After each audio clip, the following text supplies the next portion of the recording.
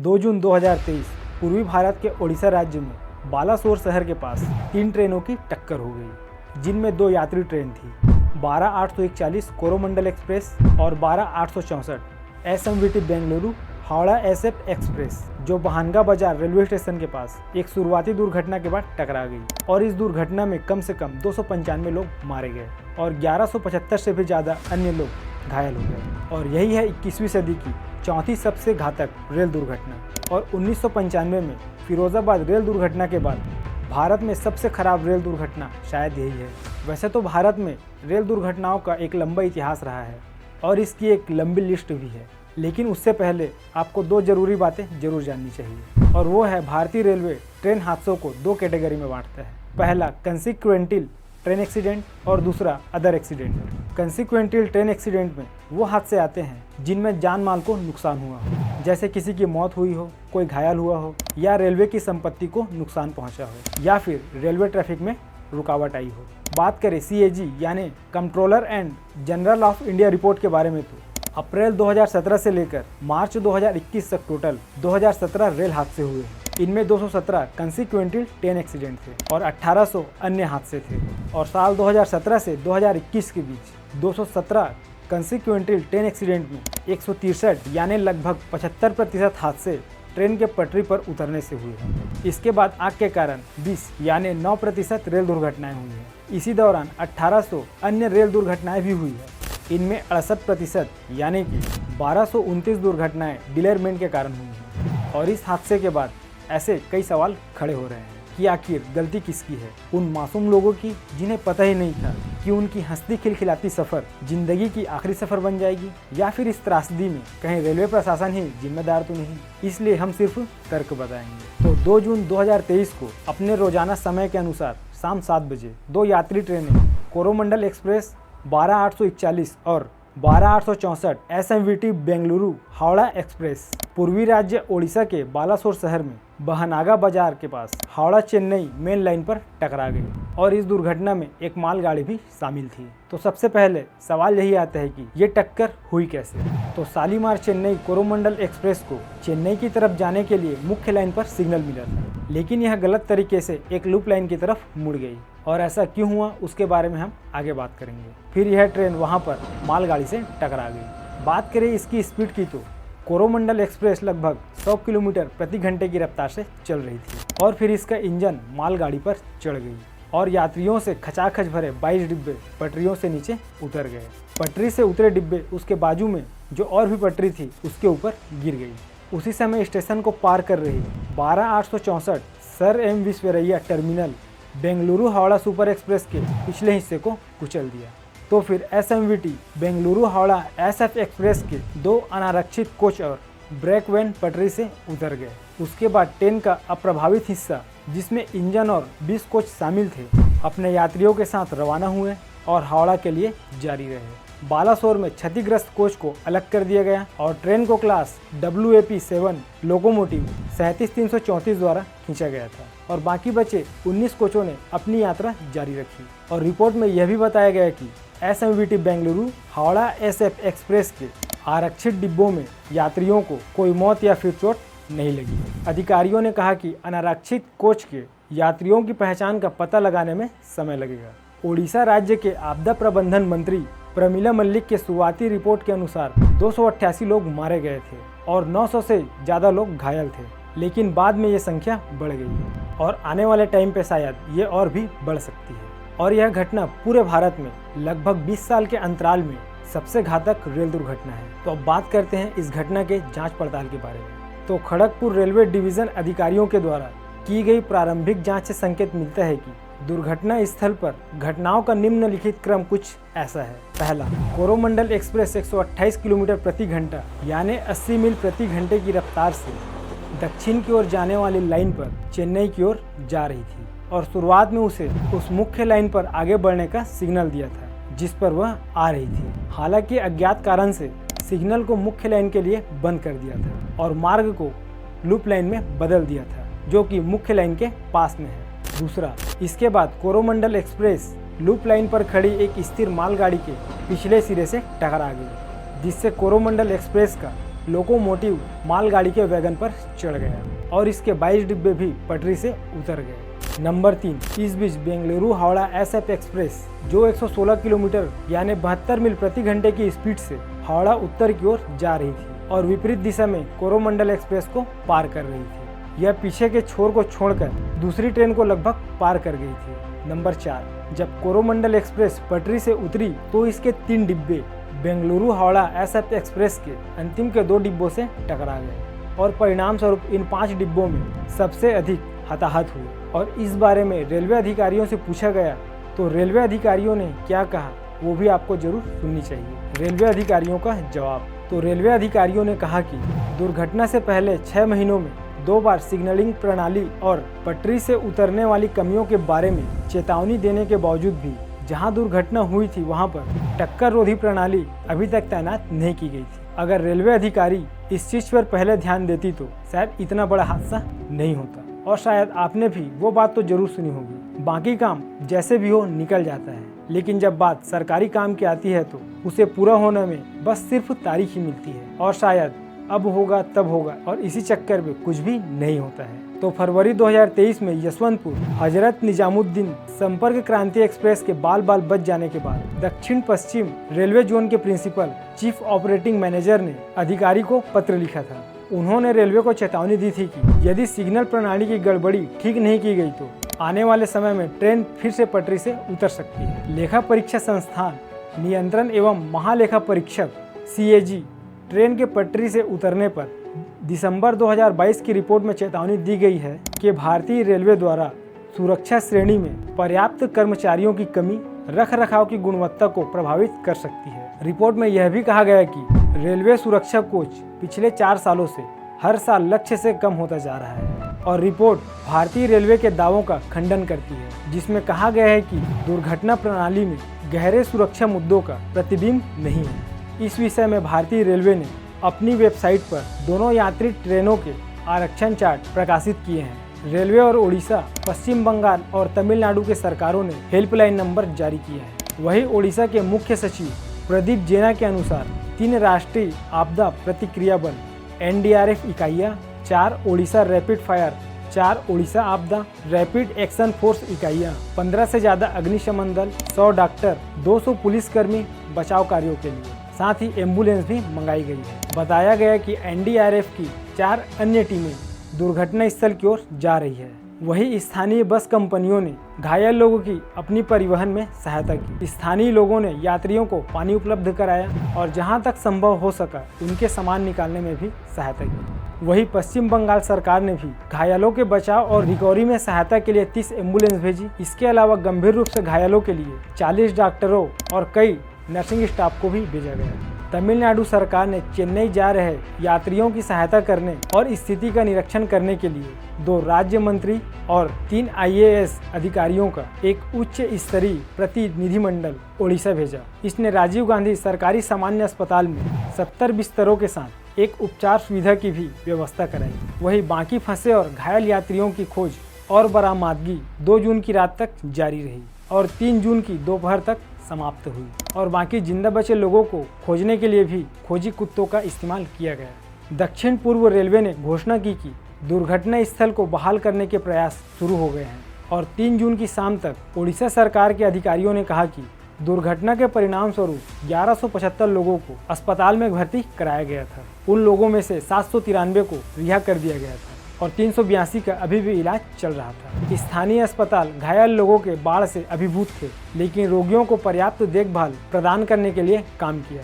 बालासोर, भद्रक और कटक के कई के स्थानीय लोग रक्तदान करने के लिए अस्पतालों में आगे आए और मृत यात्रियों के शव को एक स्थानीय अस्पताल में ले जाया गया, जिसे इसके खुले स्थान और दुर्घटना स्थल के करीब होने के कारण चुना गया था। वहीं जलने या अन्य आघात के कारण शवों की पहचान करना काफी कठिन हो गया था, जिसके कारण अधिकारियों को यात्रियों की पहचान करने के लिए फोन और अन्य सामानों का उपयोग करना पड़ा। तो दुर्घटना के बाद NDTV ने बताया कि प्रभावित रूट पर कम से कम 48 ट्रेनों को रद्द कर दिया गया, वहीं 39 ट्रेनों को अलग रूट पर डाइवर्ट कर दिया गया। वहीं हिंदुस्तान टाइम्स ने बताया कि इस हादसे के बाद 150 से भी ज्यादा ट्रेनें प्रभावित हुई और 3 जून को होने वाली मुंबई CSMT मडगांव वंदे भारत एक्सप्रेस की उद्घाटन यात्रा रद्द कर दी गई। नागरिक उड्डयन मंत्रालय ने एयरलाइनों को यह सुनिश्चित करने के निर्देश दिए हैं कि यात्रा की बढ़ती मांगों के कारण हवाई किराए में वृद्धि न हो। हालांकि इस क्षेत्र में बस के किराए में काफ़ी वृद्धि देखी गई है। इसी के साथ 2 ट्रेनें SMVT Bengaluru Howrah SF express और एक विशेष ट्रेन 3 जून को 643 यात्रियों के साथ हावड़ा पहुंची। स्टेशन पर यात्रियों के इलाज के लिए व्यवस्था की गई और गंभीर रूप से घायलों के उपचार के लिए पहले ही बालासोर अस्पताल में भर्ती कराया गया था। यात्रियों को घर ले जाने के लिए क्षेत्रीय परिवहन कार्यालय द्वारा विशेष बसों की भी व्यवस्था की गई थी। एक और विशेष ट्रेन भद्रक से 195 यात्रियों को लेकर चेन्नई के लिए रवाना हुई। वहीं एक अधिकारी के मुताबिक रास्ते में पड़ने वाले स्टेशनों पर कोरोमंडल एक्सप्रेस के यात्रियों को भी चढ़ाना था। लेकिन 3 जून को पश्चिम बंगाल में दुर्घटना स्थल से चिकित्सा सुविधाओं तक यात्रियों को ले जा रहे एक बस पश्चिम बंगाल के एक अन्य वाहन से टकरा गई, जो कि काफ़ी दुखद घटना है। और मोदिनीपुर हादसे में कुछ यात्रियों को मामूली चोटें भी आई। वहीं भारत के प्रधानमंत्री नरेंद्र मोदी ने इस घटना पर अपना दुख व्यक्त किया और पीड़ित परिवारों के प्रति अपने विचार व्यक्त किए। केंद्रीय गृह मंत्री अमित शाह ने इस घटना को गंभीर रूप से परेशान करने वाला बताया और ओडिशा के मुख्यमंत्री नवीन पटनायक और पश्चिम बंगाल की मुख्यमंत्री ममता बनर्जी ने इस आपदा पर अपनी गहरी चिंता व्यक्त की। भारत के पड़ोसी देशों और दुनिया भर के नेताओं ने जान माल के नुकसान पर शोक व्यक्त किया और भारत को समर्थन दिया। वहीं बॉलीवुड से लेकर टॉलीवुड के फिल्मी सितारों ने भी इस आपदा को लेकर ट्विटर पर शोक जताया है। भारतीय राष्ट्रीय कांग्रेस, तृणमूल कांग्रेस, भारतीय कम्युनिस्ट पार्टी सहित कई विपक्षी दलों ने इस दुर्घटना के बाद रेल मंत्री अश्वनी वैष्णव का इस्तीफा मांगा है और 4 जून को रेल मंत्री अश्वनी वैष्णव ने बताया कि ट्रेन हादसे के मूल कारण और इसके पीछे लोगों की पहचान कर ली गई है। अब देखना यह है कि आने वाले समय में उनके ऊपर क्या एक्शन लिया जाता है। तो बात करते हैं उन रेल हादसों के बारे में जिसके चलते भारी नुकसान और कई लोगों की जान चली गई थी उसके बारे में। लेकिन उससे पहले CAG की रिपोर्ट के बारे में बात करेंगे ताकि आपको भी ये चीज़ें काफ़ी आसानी से समझ आ सके और इस घटना में लापरवाही किसकी है उसके बारे में भी पता चल सके। तो CAG की रिपोर्ट में बताया गया है कि ट्रैक को नया करने के कामों के लिए सबसे पहले धन आवंटन में कटौती हुई। 2018-19 में ट्रैक की मरम्मत और नए ट्रैक बिछाने के लिए 96,007.65 करोड़ रुपए आवंटित किए थे, लेकिन 2019-20 में इसे घटाकर 7,417 करोड़ रुपए कर दिया। साथ ही आवंटित राशि का भी पूरा इस्तेमाल नहीं किया गया। ऑडिट में 16 जोनल रेलों के 1129 मामलों या रेल हादसों में ट्रेन के पटरी से उतरने के लिए 23 कारणों का भी जिक्र है।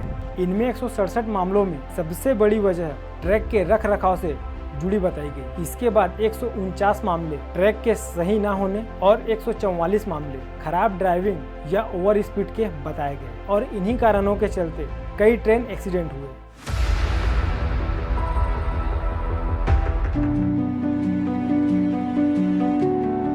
अगस्त 1995 को हुए फिरोजाबाद रेल दुर्घटना में कम से कम 350 लोगों की मौत हो गई थी। ये रेल हादसा 2 ट्रेनों के टक्कर की वजह से हुई थी। पुरुषोत्तम एक्सप्रेस ने कलिंदी एक्सप्रेस को पीछे से ठोक दिया था। दरअसल कलिंदी एक्सप्रेस की एक नील गाय से टक्कर हो गई थी और फिर ट्रेन वहीं पर रुक गई थी। कलिंदी एक्सप्रेस जहां पर खड़ी थी वो जगह फिरोजाबाद स्टेशन परिधि में ही था।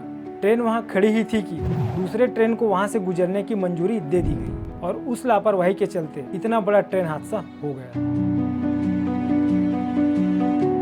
खन्ना रेल दुर्घटना 26 नवंबर 1998 पंजाब में भारत के उत्तर रेलवे के खन्ना लुधियाना सेक्शन पर खन्ना के पास हुआ था। ये हादसा तब हुआ था जब कलकत्ता जाने वाली Jammu Tawi Sealdah express Amritsar brown front mail के पटरी से उतरे 6 डिब्बों से टकरा गई थी और इस हादसे में कम से कम 212 लोगों की मौत हो गई थी। 2 अगस्त 1999 अवध असम एक्सप्रेस और ब्रह्मपुत्र की टक्कर हो गई थी और ये टक्कर कोलकाता के पास गाइसल स्टेशन पर हुई थी, जिसमें 300 से ज़्यादा लोग मारे गए थे और 600 से ज़्यादा लोग घायल हो गए थे। और ये तो सिर्फ सरकारी आंकड़ा था, क्योंकि उस ट्रेन की जनरल बोगियों में क्षमता से कई गुना ज़्यादा लोग थे और मृतकों का ये आंकड़ा 1000 से पार बताया जाता है। 10 सितंबर 2002 को तेज रफ्तार राजधानी एक्सप्रेस बिहार में रफीगंज के पास धावा नदी पर बने पुल पर पटरी से उतर गई और इस हादसे में तकरीबन 130 लोगों की मौत हो गई थी। और आज तक की रिपोर्ट के मुताबिक शुरुआत में दुर्घटना का कारण पुराने पुल में जंग लगना बताया गया, मगर बाद में बताया गया कि ये दुर्घटना इलाके के नक्सलियों के द्वारा किया गया था। 29 अक्टूबर 2005 को हुए वेलिगोंडा ट्रेन हादसे में कम से कम 114 लोगों की मौत हुई थी और वही अचानक आई बाढ़ के कारण हैदराबाद के स्थित वेलिगोंडा के पास एक छोटा सा पुल बह गया था। ट्रेन जब उस पुल से गुजरी तो फिर यह हादसा हो गया था। 10 जुलाई 2011 को यूपी के फतेहपुर के पास कालका मेल के 15 डिब्बे पटरी से उतर गए थे और इस हादसे में करीब 70 लोगों की मौत हो गई थी। वहीं 300 से ज्यादा लोग घायल हुए थे और उस दौरान आई खबरों के मुताबिक ट्रेन के एसी कंपार्टमेंट में आग और चिंगारी निकलने की रिपोर्ट आई थी। वही सूत्रों के हवाले से कहा गया कि ये हादसा ट्रेन में इमरजेंसी ब्रेक लगाने के कारण हुई थी और जैसे ही इमरजेंसी ब्रेक लगी ट्रेन पटरी से उतर गई। 20 मार्च 2015 को यूपी के रायबरेली में देहरादून से वाराणसी जा रही जनता एक्सप्रेस पटरी से उतर गई थी और इस हादसे में 58 लोगों की मौत हो गई और कम से कम 150 लोग घायल हुए थे और इस हादसे की वजह गाड़ी का ब्रेक फेल होना बताया गया। 20 नवंबर 2016 को गाड़ी नंबर 19331 इंदौर पटना एक्सप्रेस भोर में करीब 3:10 को कानपुर के पास पुखराया में पटरी से उतर गई और इस ट्रेन के लगभग 14 डिब्बे पटरी से उतर गए थे और इस रेल हादसे में 146 लोग मारे गए थे। वही 200 से ज्यादा लोग घायल हुए थे और ये रेल हादसा 1999 के बाद सबसे भयानक रेल हादसा था और ये 2 जून 2023 ओडिशा ट्रेन एक्सीडेंट जिसके बारे में हम बात कर रहे हैं। वैसे इस हादसे के बाद घायल और मृत व्यक्तियों के लिए सरकार और रेलवे ने क्या किया ये भी जान लेते हैं। रेलवे ने मृतकों के परिवारों के लिए 10 लाख, गंभीर रूप से घायलों के लिए 2 लाख और मामूली चोटों वाले के लिए 50,000 की मुआवजे की घोषणा की है। इसके अलावा PMNRF से 2 लाख की अनुग्रह राशि मृतकों के परिवारों को और घायलों को 50,000 दी जाएगी। पश्चिम बंगाल की मुख्यमंत्री ममता बनर्जी ने दुर्घटना में मारे गए पश्चिम बंगाल के यात्रियों के परिवारों को 5 लाख रुपए की मुआवजे की घोषणा की। गंभीर रूप से घायलों को 1 लाख और मामूली रूप से घायल लोगों को 50,000 का मुआवजा दिया। ओडिशा के मुख्यमंत्री नवीन पटनायक ने 1 दिन शोक की घोषणा की। तमिलनाडु के मुख्यमंत्री M.K. स्टालिन ने भी 1 दिन की शोक की घोषणा की और दुर्घटना में मारे गए लोगों के परिजनों के लिए 5 लाख रुपए की मुआवजे की घोषणा की। तो अब सबसे अहम सवाल कि आखिर गलती किसकी है। देखा जाए तो CAG की इस ऑडिट रिपोर्ट के मुताबिक अप्रैल 2017 से लेकर 2021 के बीच देश में 217 रेल हादसे हुए जिनमें जान माल का भारी नुकसान हुआ। इनमें हर 4 में से लगभग 3 रेल हादसे यानी 75% रेल हादसे ट्रेन की पटरियों से उतरने की वजह से हुई है और ये रिपोर्ट पिछले साल दिसंबर 2022 में संसद में पेश की गई। इस रिपोर्ट में ट्रेन के पटरी से उतरने की मुख्य कारण पटरियों की रखरखाव से जुड़ी बताया गया। अगर पटरियों के रखरखाव पर ध्यान दिया होता तो शायद ये हादसे होने से बच सकता था। तो अब बात करें अभी हाल में हुई ट्रेन दुर्घटना के बारे में। इस रेल हादसे की मुख्य वजह दुर्घटना से पहले 6 महीने में 2 बार सिग्नल प्रणाली और पटरियों से उतरने की कमियों के बारे में चेतावनी देने के बावजूद भी सुधार नहीं किया गया और जहाँ पर यह दुर्घटना हुई थी वहाँ पर टक्कर रोधी प्रणाली अभी तक तैनात नहीं की गई। अगर रेलवे अधिकारी इस चीज पर पहले ध्यान दिए होते तो शायद इतना बड़ा हादसा होने से बच सकता था। और साल 2017 से 2021 के बीच 217 कंसिक्वेंटिल ट्रेन एक्सीडेंट यानी 75% ट्रेन हादसे सिर्फ ट्रेन के पटरी से उतरने के कारण हुए और इनमें से कई एक्सीडेंट गलत सिग्नल देने की वजह से। और CAG की